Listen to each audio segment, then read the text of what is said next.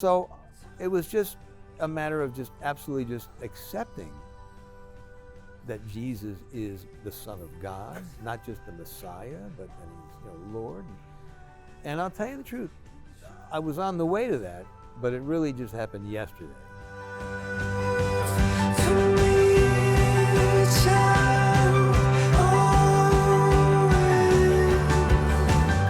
As comets fly through outer space.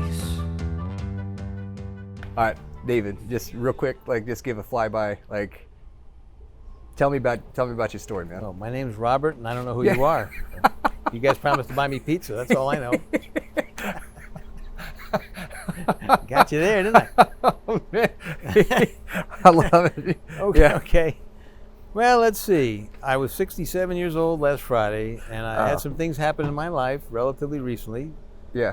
But the first thing that probably is relevant to this discussion is that I did dabble and experiment with some chemicals at college when I was about 18, Hey. 19 maybe. And although I did not grow up in a religious household, I did go to Sunday school, and it was synagogue and Cool. some basic stuff. But I had this vision. I mean, I wasn't ever thinking about it. I never gave it a thought. And if I had been thinking, it wouldn't have been about Jesus, because that just wasn't part of our household. Yeah. Ever. Yeah. Except my dad sometimes would curse me. But no. Sorry, he apologizes, really. He didn't mean it. But so all of a sudden, there's this guy on a throne, and I could just see it clearly. And it was a throne of gold, and he was just kind of sitting like up on one side like this, and he didn't look like the pictures you see everywhere of Jesus with the blonde hair, Yeah, and sure. the Aryan light Jesus. complexion. It was Yeah. kind of dark and wavy and a shorter beard, and he looked pretty intense, and all he said was, "You will be a good servant, David." That's what he said. And I had no idea what that meant, or I just thought, well, I'm tripping or whatever. So now you got to fast forward 50 years, although in between I did actually live in Israel for 4 years, which was a fascinating experience. Wow, man. But I guess I believed when I was living there in something, but I really couldn't put my finger on it. But after that, and I come from a long line of atheists, I didn't really believe in God. I just believed in the science, and Sure. accidental, here we are. And Yeah. so I'm going to try and make this quick. So I cut myself about a year ago, and it was like both layers of skin just instantly ripped out. And I thought, wow. So I wrapped it up. I had to go to work. And then I started thinking, because I do believe in the positive power of the brain to heal and do Yes. a lot of stuff and overcome things. And I just was telling myself, all right, I ordered my skin-making cells to go to work and make sure my antibodies get to the site there and start working, get out the scaffolding and all the equipment. And I just willed it. And I said, all right, it's going to happen. But I normally try to consume a pretty healthful diet. I drink a lot of water. I drink V8, low sodium. Yeah. I have my veggies, and I have whatever. And after about 5 days, I opened the bandage, and it was almost all grown, literally with a jagged line down the middle where the two sides were going to join. I thought, wow, that is cool. What a great body I am. Who's Yeah, cooler than me? Look what I'm doing, Ma, So, and then a couple days later, it's all healed. And you cannot find where that happened now. You just can't. But then I'm thinking about it a little more. I'm thinking, well, okay, yeah, I'm a clever guy, but if I didn't have that air, and if I didn't have that water, and if I didn't have that V8, and if I didn't have the nutrients, didn't have the antibodies, didn't have the... So I immediately, it was a bit of an epiphany that, okay, there's a God. There's something out there that's helping. It's me and Yeah. something. Yeah. And there was a TV show running at the time. Will Smith narrated this particular episode on a Sunday night. And he was talking about the planet and how it formed and all that stuff. And one of the points was how fragile and thin our atmosphere is. I'm thinking, wow, man, so a big rock passes through and breaks it or something, we're all gone, Yeah, man. And the other aspect that I remember from that show was the vast, vast unlikelihood of life forming. Right. Right. And that really kind of cemented my belief in God. So there I just started believing, all right, God, okay, I get it, God. So, I mean, I work 5 days a week. I didn't really have a lot of time to be thinking about, is that me? I'll get rid of that. I'm trying to think of what led me most recently, and it's now that I'm on the spot here. Hey, I mean, that's all right. That's all right. Well, I mean, okay, so of course Daniel's a good friend, and he talks about Jesus a lot, Yeah. and I see what it's done in his face and in his children and his family, and I read his Facebook posts and all that. Yeah, man. And I wish I could remember better, but something happened, and I just started asking for signs, and I was also thinking of history. You know, well, all right, Jews expected this Messiah, Yes. and it's been 2,000 years. I'm thinking, well, maybe that was him. Maybe they were, and I looked into that, and I know some Jews said, yeah, this is the guy. Yeah. Others said, no, he's not. And I guess I'm descended from the side that said, no, he's not. But that's just kind of happenstance, maybe, or maybe not, but that's the way it was. No, I love that, man. Yeah. Well, and then I just started kind of asking for and seeing all these signs. And the first one was the swallows. And I tried to look up the significance of swallows. I didn't find anything particularly related to Jesus, but it was just significant of something. And then the counting crows, and then there were other things, and then there were things with numbers. And then we got this thing in the store. And it had 13 total stones on it. Yeah. I was also home on a Sunday morning flipping through the dial, and there was, I don't remember his name. I could probably find it because I looked him up in my phone, but he was citing passages, and he was quoting David, King David. Mm-hmm. King David said this, King David said that, and it was just like, it felt like he was talking to me. I mean, it just, and I was looking up some of these things. And I looked up Isaiah 53, I think, which discusses, and Isaiah is the Jewish prophet near the end of the, how this Messiah will undergo great suffering and he'll be punctured and all this thing. I go, wow, yeah, looks like they were talking about the big J, Yeah. I never said that before. I think he understands. So, and then we have a guy at work the only other man. Daniel is also in this category, but my father, it was a principled man, and so is this fellow Bill. Okay. Principled man. Yeah. And this Bill's deeply religious, as is Daniel. Daniel is a principled man. He's just not old enough yet to wear that title. Yeah. He's on the way to earning it. He is principled. When his kids get the vaccine, then I'll know he's principled. But it's not about me. It's not about him. I mean, just all these signs, a lot of numerology. There was a lot of numerology. And the 13 stones, of course, 13 is the total numerical value of the word for one, and the basic mantra of the Jewish religion is God is one. Yes. And then I saw things in numbers of 26, which is 2. So first of all, the name of God in Hebrew, which we are not supposed to say. Hashem, right? Well, that's what we call it. That's just a nickname. Right. The name is what that means, but yeah. But what it's built of is the 3 words, which means was, is, will be. And the numerical value of that is 26. Okay. So that, I started thinking of this duality. And then just it seemed from there on, it was either I was seeing things in numbers of 10, like the 10 Commandments, or 26, like the 26 numbers attributable to the name of God, or the 1, 13, or sometimes it would be a variation of Chai, which is 18 numerical value. I would see 18, or I would see a 36. Then I leave for work, I see this license plate, it says 136, cry. So it's like, I'm thinking that 1 could be an I, and the 36 could be like a 2 lives, a God and the Son. I mean, I know I'm interpreting, but that's what you do. You have to interpret. Yes. So it's like you see a sign in a foreign language and you just interpret it, you read it. So I really knew something was up. And I had this friend who's just crazy for Jesus, crazy about Jesus. She works in my apartment building. She's a leasing manager. And she was always been, for years, she would come to my apartment and she would talk to me and I would say, please leave me alone. I really didn't want to hear it. But that was then. Yeah. In fact, yesterday I texted her. I mean, she just is so happy for me, and I'm happy that she's happy for me. Yeah. So then, my friend Bill at work tells me about one of the fundamental differences about Old and New Testament. Old, when Jews would either have a holiday or sin or whatever, they would kill an animal, you'd burn an animal, sacrifice. So my girlfriend at the time and I went on a Tuesday evening, just probably a month ago, to the Olathe Library to see this show.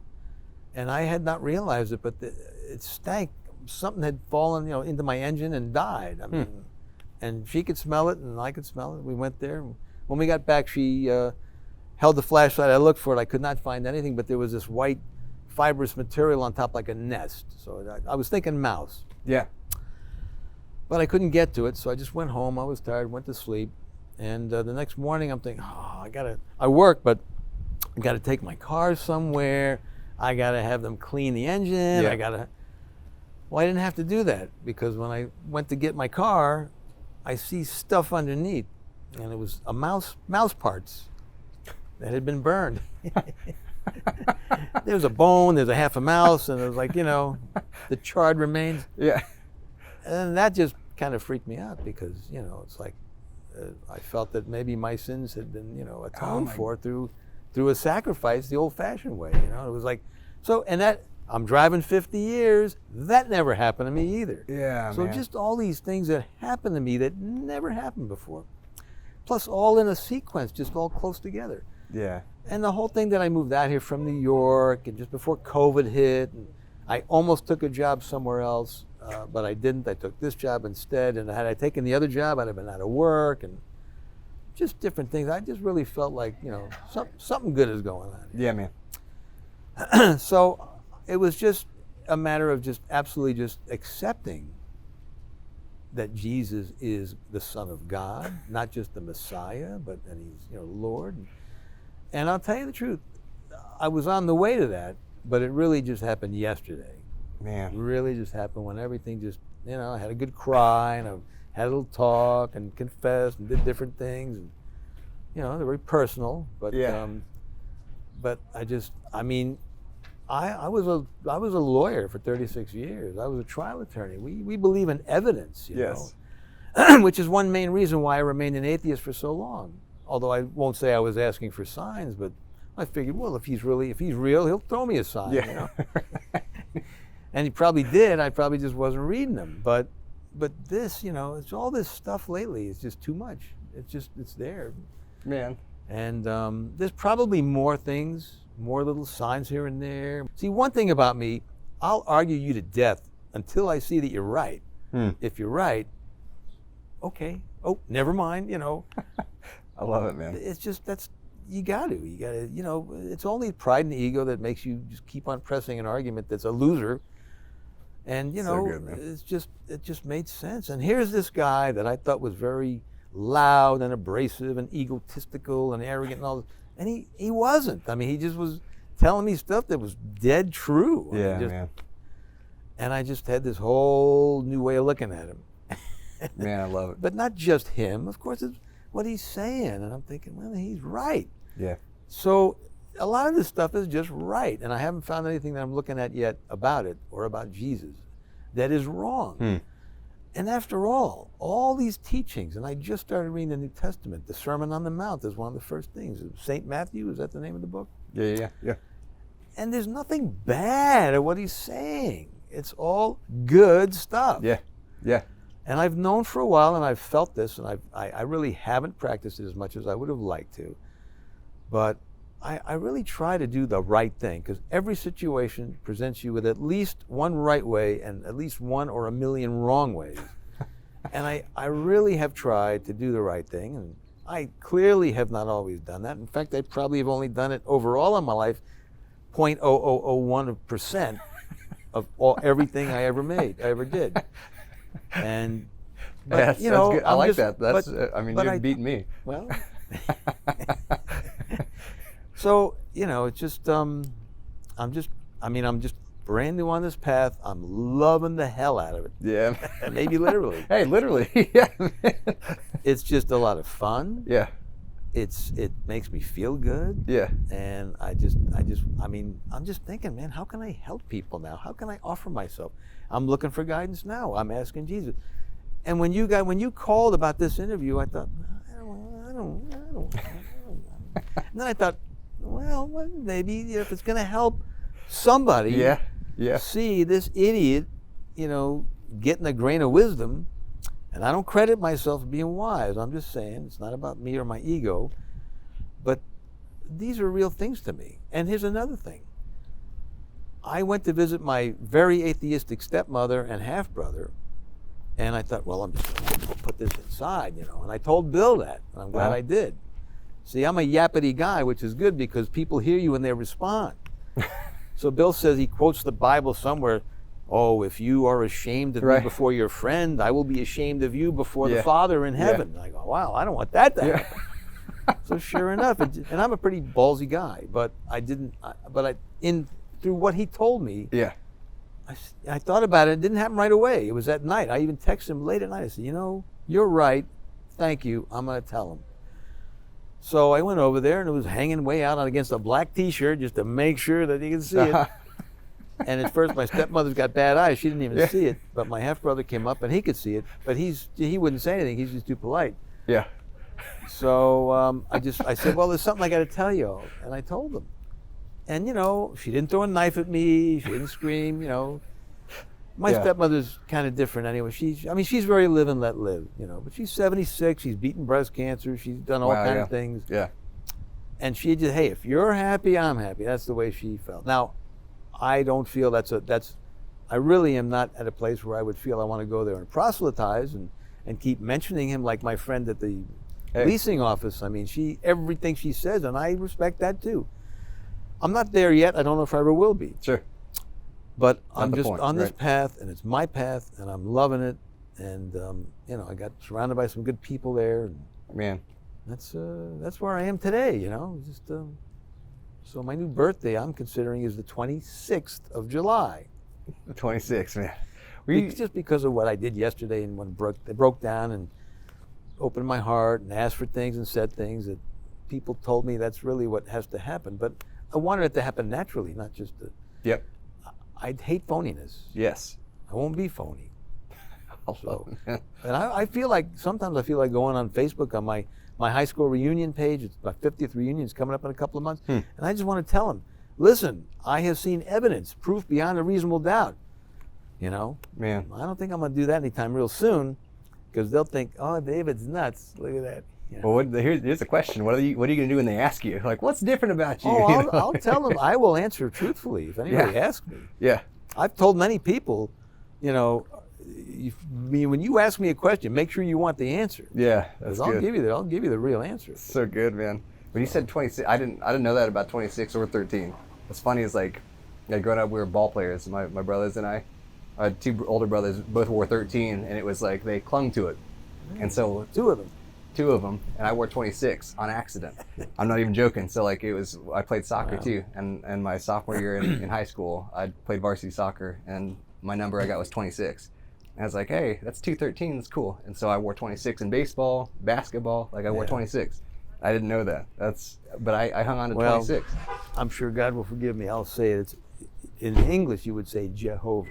In Hebrew, it's Yehovah. It's a Yud, a Hey, Vav, hey, right? A Vav, and a Hey, 26. Yud is 10, the Heys are 5 each, the Vav is 6. Man. Hey, I didn't write this stuff. Yeah. So good, man. I didn't write this stuff. Thank you for taking your time out, man. On break too. This is You're welcome. You mentioned something about being like finding joy in children. This is. Oh yeah, man. That's another thing. I now understand why people look at little babies and little puppies and they just feel this. Oh, they melty. That's what it is. It must be. It's the light of Christ. New, yes. All things new, man. Yeah. Yeah, what the prophet Isaiah said, white as snow, right? That's, yeah. Well, I haven't read that yet, but hey, man. I'm sure I will. I can't wait, man. I can't wait. It's just too much. There's too many things that it just can't add up.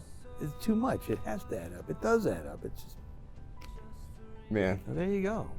So much joy, man. So much joy. Thank you. You're welcome. Thank you, man. Thank you. Yeah, man. Absolutely.